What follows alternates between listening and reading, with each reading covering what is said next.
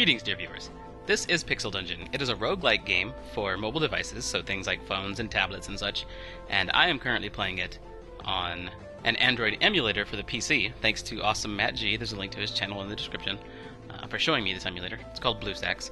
So anyway, I'm playing it using this Android emulator, and so you're going to see things like a mouse cursor, whereas, of course, on your mobile device, like a phone or a tablet, you're not going to see a mouse cursor because most likely you have a touch screen, so you're going to be doing tap instead of click, and stuff like that.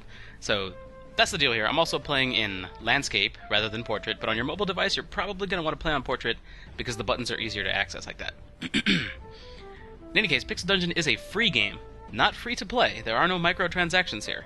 It's a free game, and it's a good game too. It's a game that I put quite a bit of time into because it's a simple but very fun roguelike that you can jump into and jump out of, just like any good mobile game is going to let you do.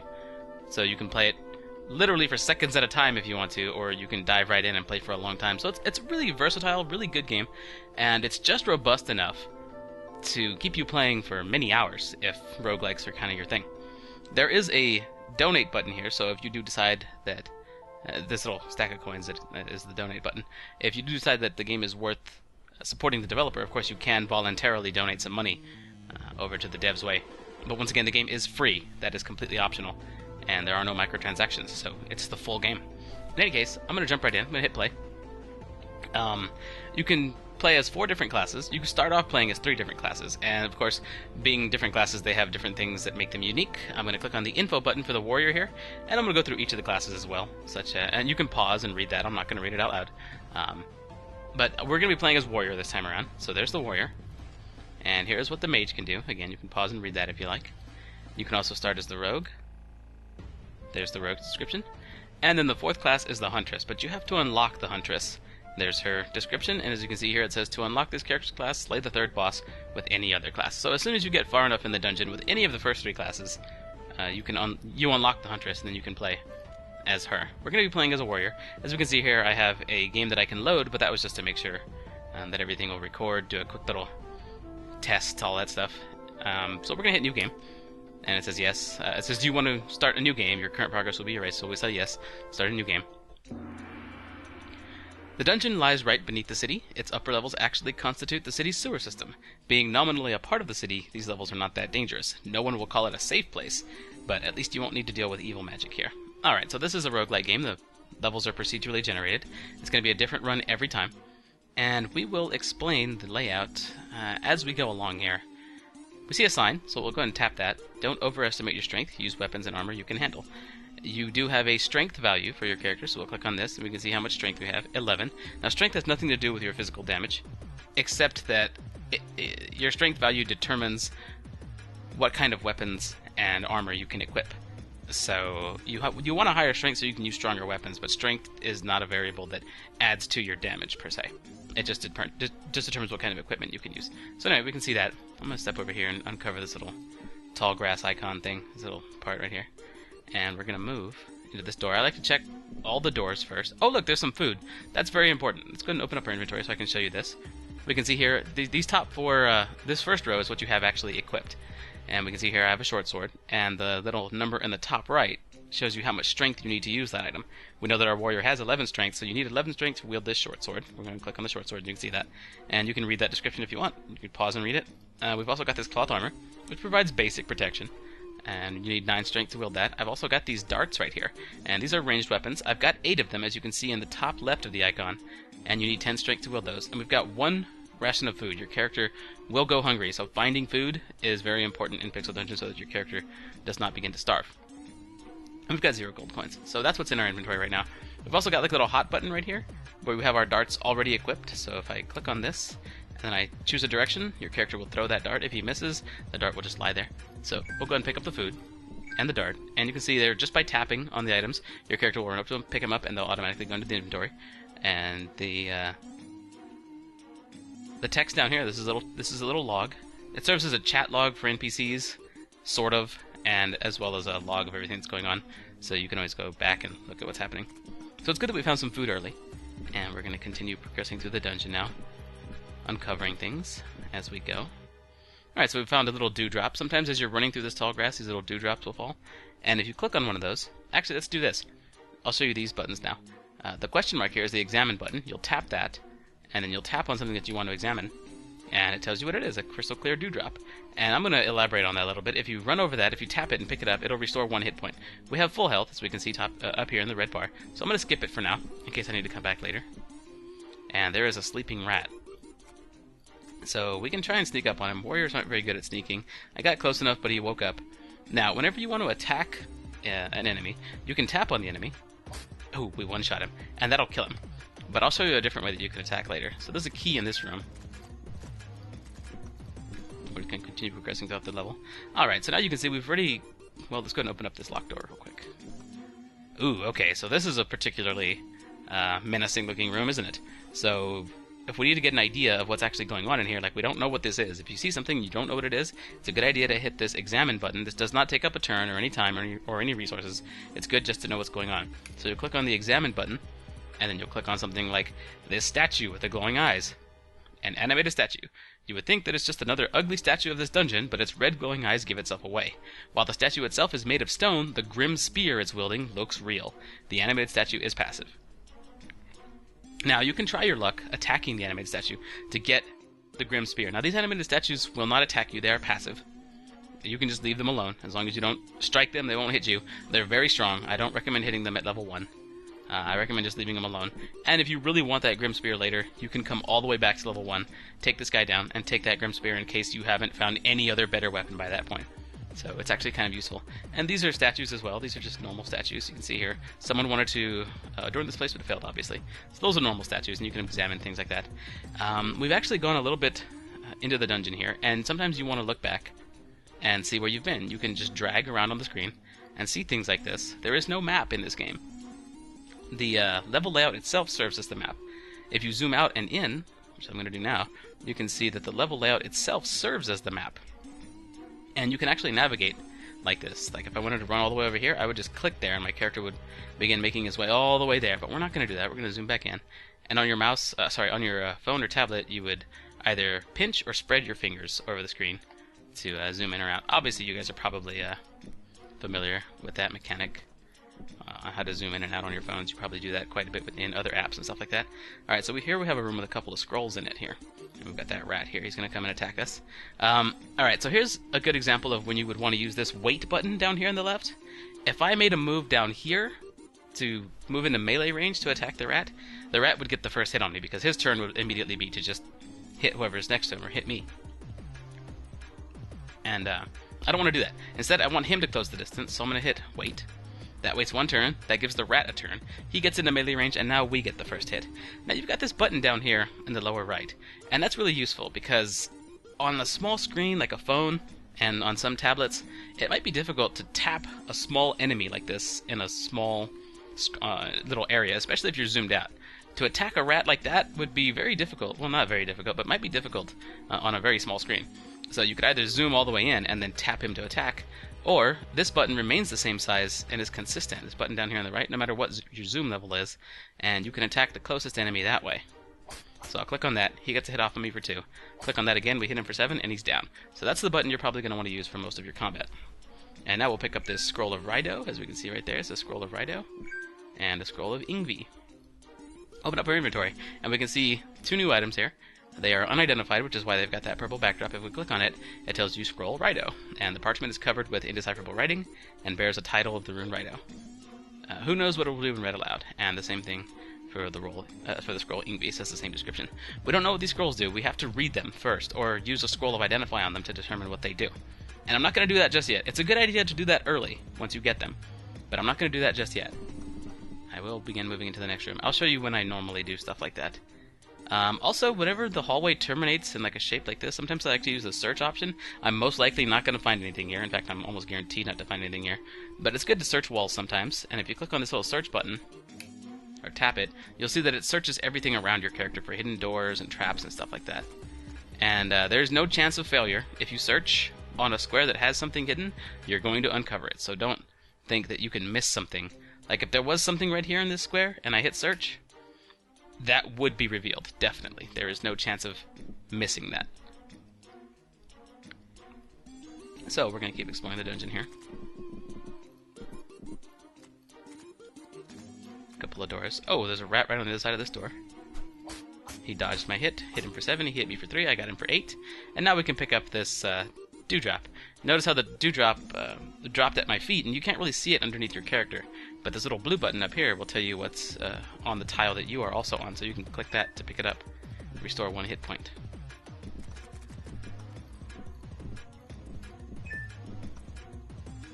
We've got a room with a couple of rats here. There might be something in that area. Let's move up. Alright, so I moved in to explore the room a little bit. I don't think there's anything in here. But now I'm going to have 2 enemies that are going to try and surround and attack me. What I like to do is I like to pull behind a choke point like this door. And that forces only 1 enemy to attack me at a time. So I don't get surrounded. And now we'll wait again for the other rat to join up. There we go. And very easily handled. Okay, I had to run inside and check out the room. Now we're going to go ahead and zoom out. And it looks like there might actually be something hidden here, so I'm going to search for doors. I'm not sure there are hidden doors on the first level. But it's good practice to do stuff like this. Sometimes. It depends on how much food you have. Notice how as I'm searching, I got hungry. Searching does take up time, it does take up turns, and every turn that you spend, the more fatigue or hunger your character is going to gain. I'm not going to eat just yet, I'm going to wait for a little bit. Oh, there's a rat over there. I don't think he notices I'm here. We're going to move up a little bit. And we find a room here. There we go. We're going to wait for this rat to come up. Take him down.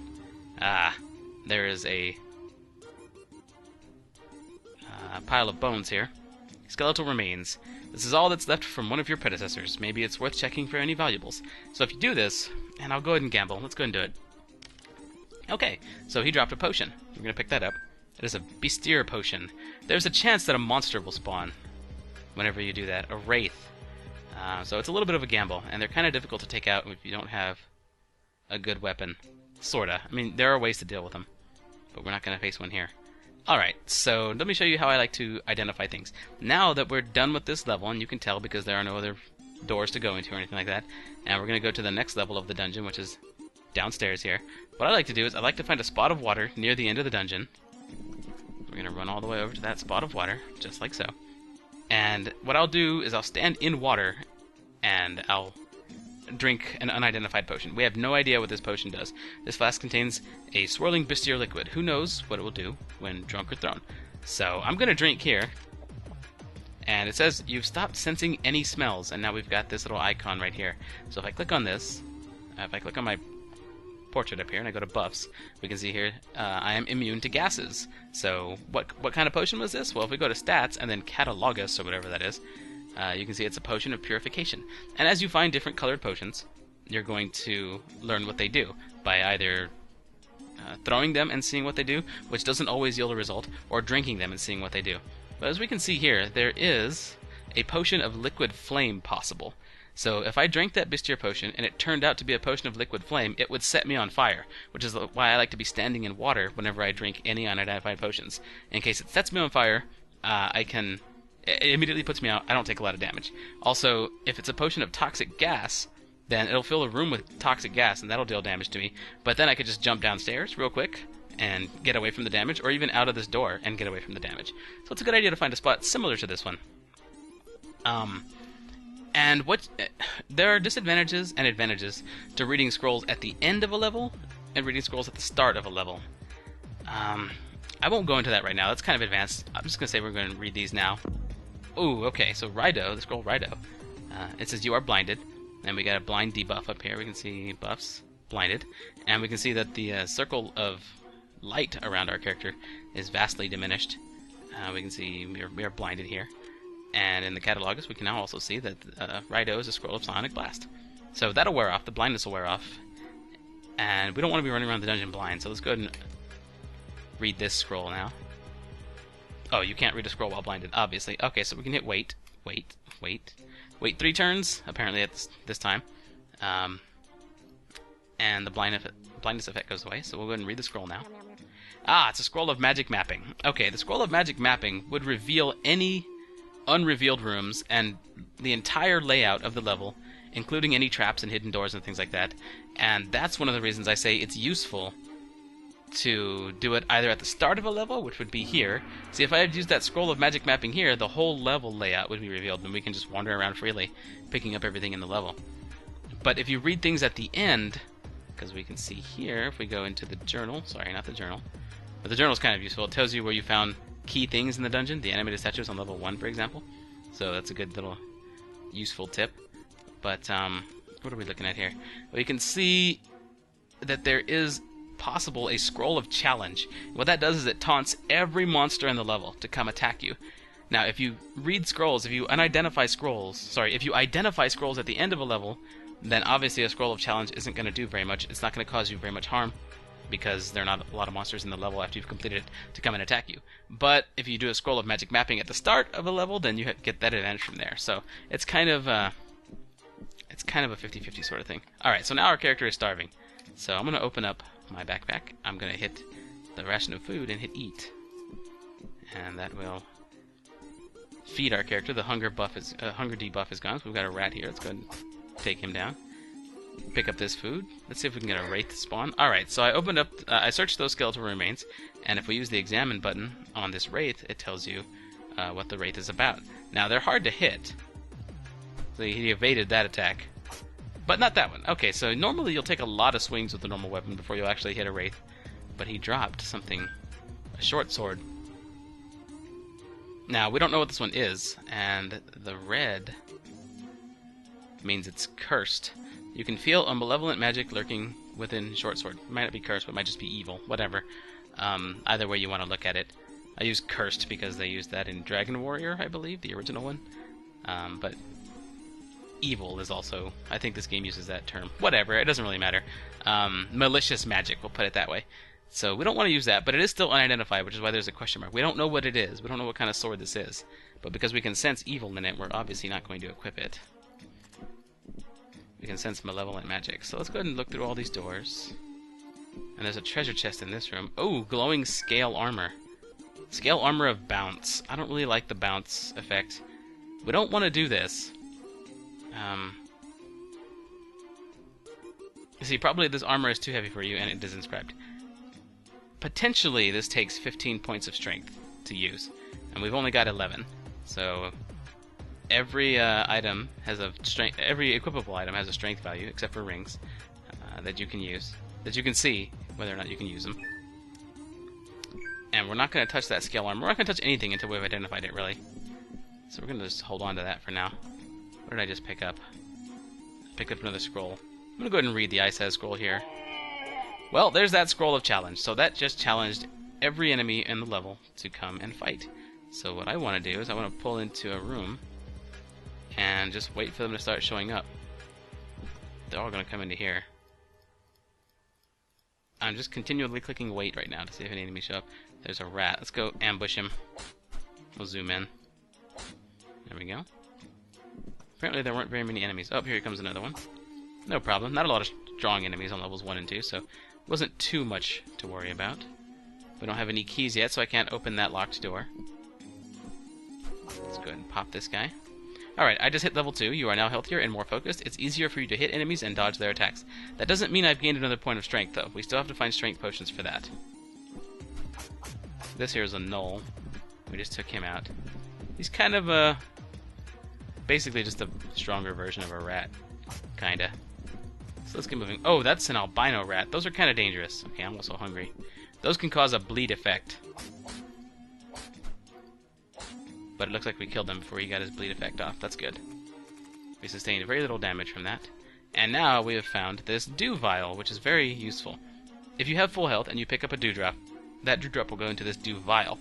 And those, when you fill up a dew vial, it kind of acts like a fairy in The Legend of Zelda. A fairy in a bottle, where if you take fatal damage, it'll automatically heal you, which is really cool. Alright, so we got a key. Let's go ahead and open this up. We found this neat little room. We found a couple of potions. We got a jade potion and a golden potion. We're gonna open those up. We're gonna drink those in just a second here to identify them. So we'll start off with the jade potion. Drink. Alright, it's a potion of toxic gas. So I'm gonna need to find a different area. We're just gonna jump in this room here.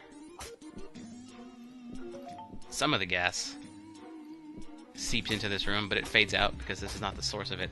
So I'm actually starving right now. We're going to eat...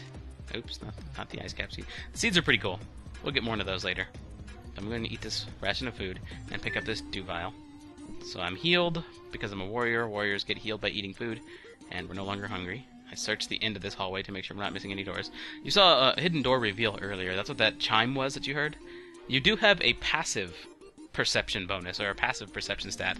There's a chance that just by walking by a trap or a hidden door or something like that, that you'll detect it without having to hit search. But you're guaranteed to find it if you do hit the search button. So let's zoom out. There's a locked door over here. We probably want to get that, but we'll need a key. Oh, look, there's a key. Just keep going this way first. And I do want to reveal... Sorry, I do want to identify... Ooh, this earth root seed is really nice. Basically, it makes you invincible while you stand on top of the plant that grows from it. Alright, so we found a potion of strength here. And as a warrior, these are already identified for us. We know what they look like. So I'm going to click the potion of strength and drink it. And that's not going to come in handy immediately. But whenever we find stronger weapons later, stronger weapons and armor, it will come in handy because we'll have enough strength to use them. So I'm standing in this little pool of water here. I'm going to go ahead and drink this golden potion to identify it. Very nice. Your wounds heal completely. The golden potion is a potion of healing. And those are extremely handy, especially as you get deeper and deeper into the dungeon. Got a knoll here. We'll go ahead and pick up the gold he dropped. And we're going to go over to this locked door now that we've got the key. Ooh, a room with 3 scrolls. Berkanen, Laguz, and Konen. Alright, so we've got 3 scrolls here. And we already know that one of these is not a scroll of magic mapping. Because if we go to our catalog here, we know that the scroll of magic mapping is already identified. If we picked up another one, it would tell us it's a scroll of magic mapping. Which means it's a good idea to get to the end of the level. Well, actually, the scroll of challenge is also revealed, so we can really read these scrolls at any particular point. In fact, I don't think I'm going to... Yeah, I'm not going to read them right now because there are better circumstances to read those in. So we're hungry again, so we got to find more food. I'm not going to eat this food yet, but I am going to keep that in mind. Listen to the sign here. Remember that raising your strength is not the only way to access better equipment. You can go the other way, lowering its strength requirement with scrolls of upgrade. If we find a scroll of upgrade, and we may already have one in our inventory, I'll explain a little bit more about that later. And there's that passive detection, or that passive perception stat that I was talking about. I was trying to go to this door. My character walks near this door and noticed it for me, that there's a hidden door there. So we're just going to look through there. Look through there. Ooh, this is a good room here. Ah, look, there's a scroll of magic mapping on the floor here. We're going to pick that up. And we've got a potion of healing. And we might as well use that scroll of magic mapping now. So we're going to click it, read it, and we can see if we zoom out, we get the entire layout of the whole stage. This whole level. And there's a trap right there. In fact, I wonder if we can use examine on it from here. We can. It's a gripping trap. Stepping onto a hidden pressure plate will activate the trap. And I believe that'll hold you still. That'll paralyze you while enemies can apply all the damage that they want for a number of turns. And it looks like that's the only trap on the level. But yeah, now we can choose our path however we want. This room looks like it ends at a bit of a dead end, but I want to see what's in there. So we're going to go this way. Oh, there's a ghost here. This white-looking... It's the same. I think it's the same sprite as the Wraith, just white. And maybe the Wraith has a different face graphic. But if you hit, like again, if you run across something you're not, you don't know what it is, if you run across something that you're not familiar with, use this examine button. Tap the examine button and tap on the ghost. This ghost is barely visible. It looks like a shapeless spot of a faint light with a sorrowful face. This sad ghost is wandering. So it's just wandering around. It's not hunting, so it's not going to attack. And for the first many runs that I made in Pixel Dungeon, I just avoided this. I figured it was like the statue. It was passive. Actually, the statues, it took me a while to figure those out too. But I figured it was just a passive monster or a passive mob that if you didn't attack it, wouldn't attack you. But turns out it's actually a quest giver. So we're gonna go ahead and tap on the ghost. Hello, adventurer. Once I was like you, strong and confident, and now I'm dead. But I can't leave this place, not until I have my dried rose. It's very important to me. Some monster stole it from my body. The sad ghost is actually a quest giver, and whenever you find the sad ghost, it's a good idea to pick up that quest. I'm going to move aside, let the ghost move in, and we're going to continue over here. So now we're going to try and look for a monster that has the dried rose, and it could be any monster in the level, from what I've learned. We've got another scroll of Berkanen, another scroll of Laguz. So we've got a couple of scrolls of Berkanen and a couple of those other scrolls. We do have a key for this level, so let's go check what's in this room. Let's go ahead and tap on the locked door there. There's a tombstone here. Now, you can click those and look for treasure, but almost every time, I think every time, You're going to be surrounded by wraiths if you do that. I'm not even going to chance it right now. I'm just going to leave that alone.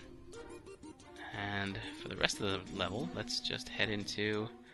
Let's go to this room, because that one also terminates in a dead end. Alright, so you're starving. Whenever anything vital happens, whenever anything important happens, the game will stop your character's motion, so that you don't use up a whole bunch of turns hungry and taking a bunch of damage.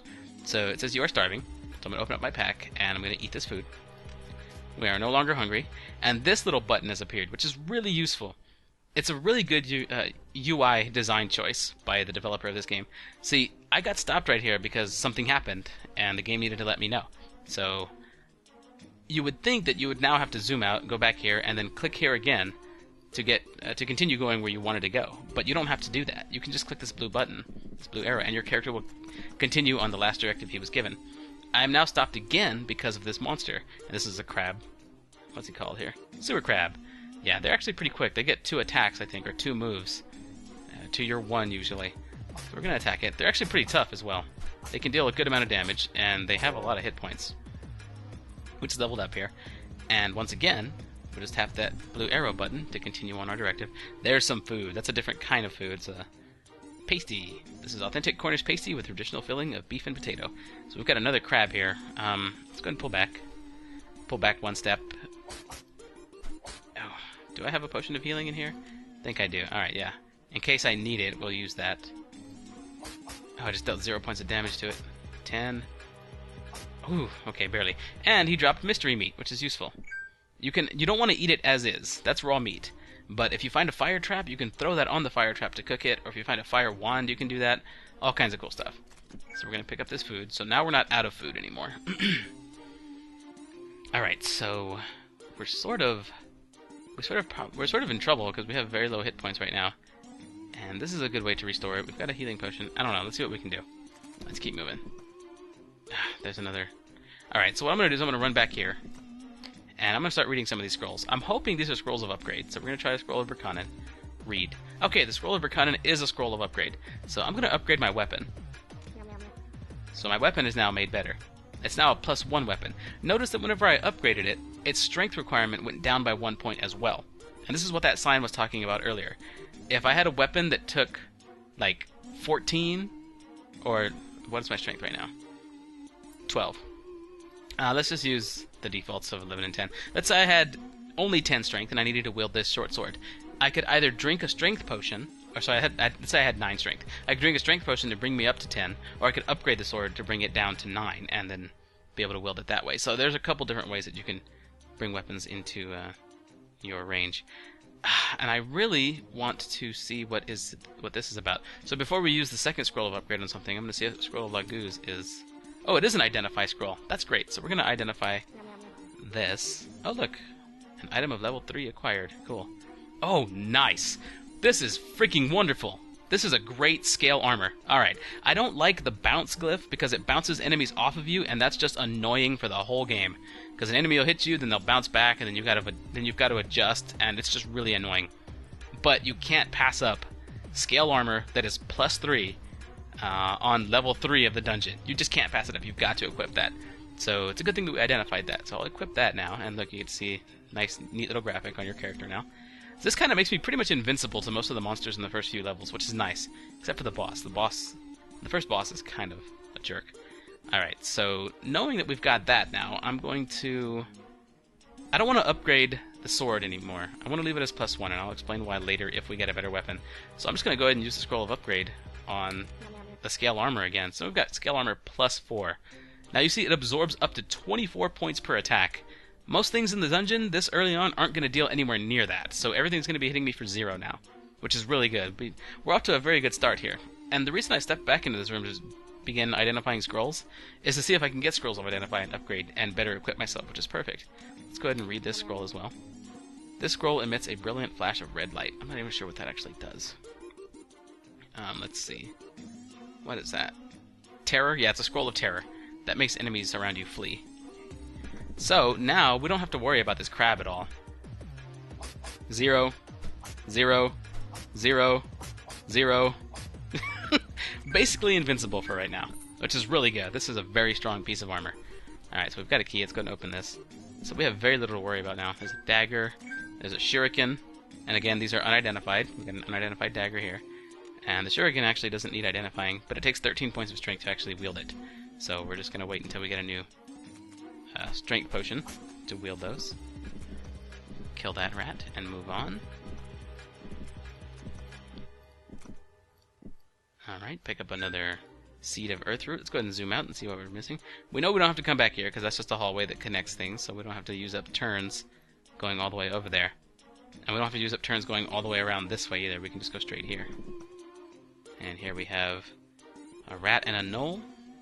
Hit the rat for 7 and 10. The gnoll hits me for 0. The gnoll hits me for 0 again. We hit him for 11. Ah, look, we found the dried rose for the ghost. Perfect. So you can examine it, you can see dried rose. This rose was dried long ago, but has kept all of its petals somehow. Nice. So we picked it up. It goes into our inventory. And now I am actually going to go through some of the unexplored areas. So we can hopefully run back into the ghost.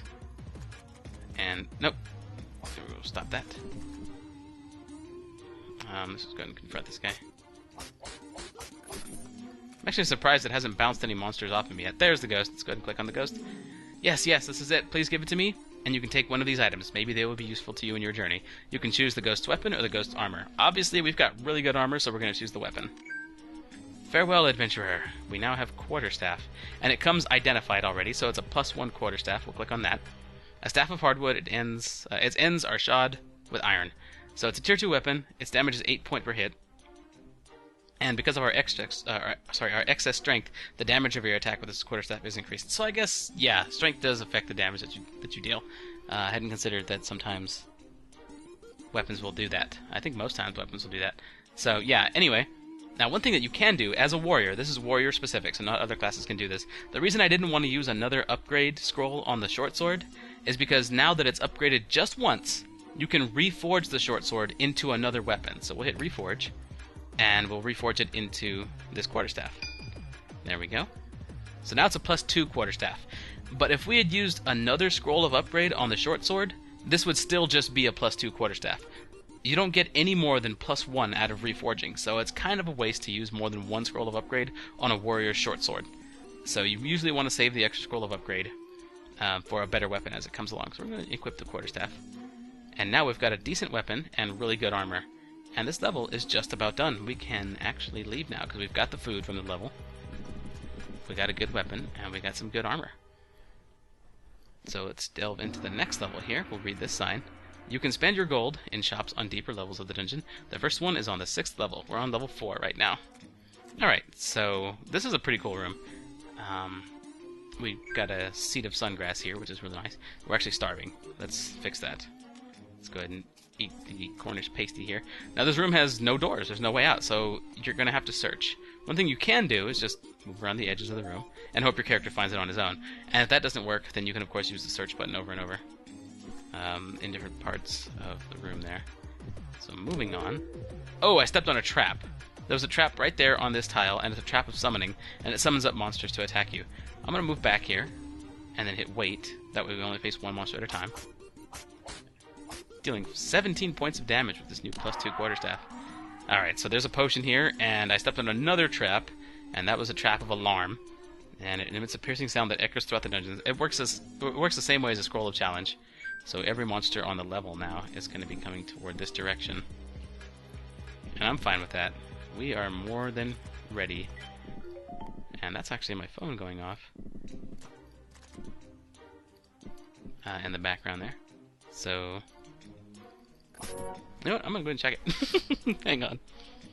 Just give me a second, guys. Be cool. Be cool. We got this. Coestar just went live with his stream a day 181 on Twitch. So there's gonna be a link to Coestar's YouTube channel and his Twitch stream and his Twitter. You guys should go follow all that stuff because Coestar is amazing. So anyway, hitting that. And he really is, too. You guys really should go check that out. I'm pretty sure most of you know who Coestar is by this point. But if you don't, he's really someone you should introduce yourself to.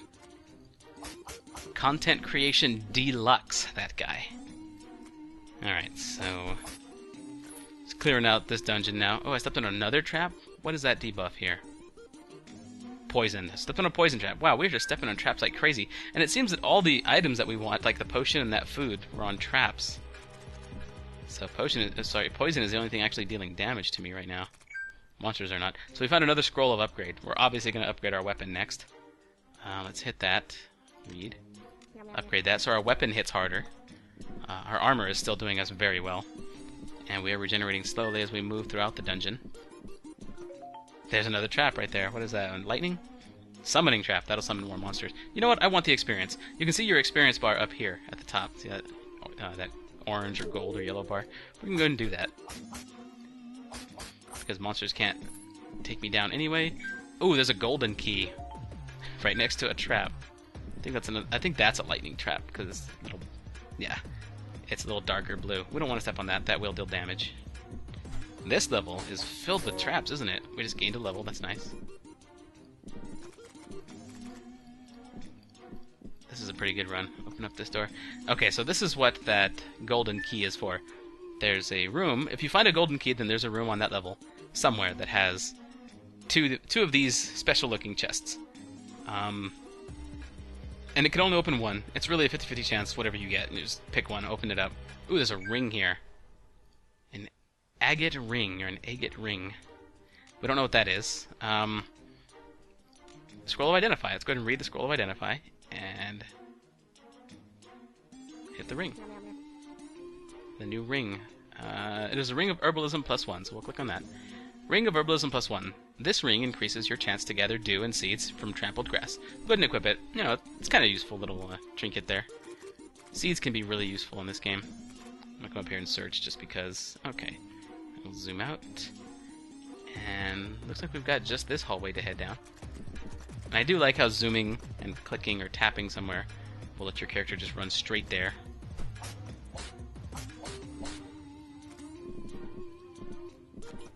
Ooh, this is a nice room.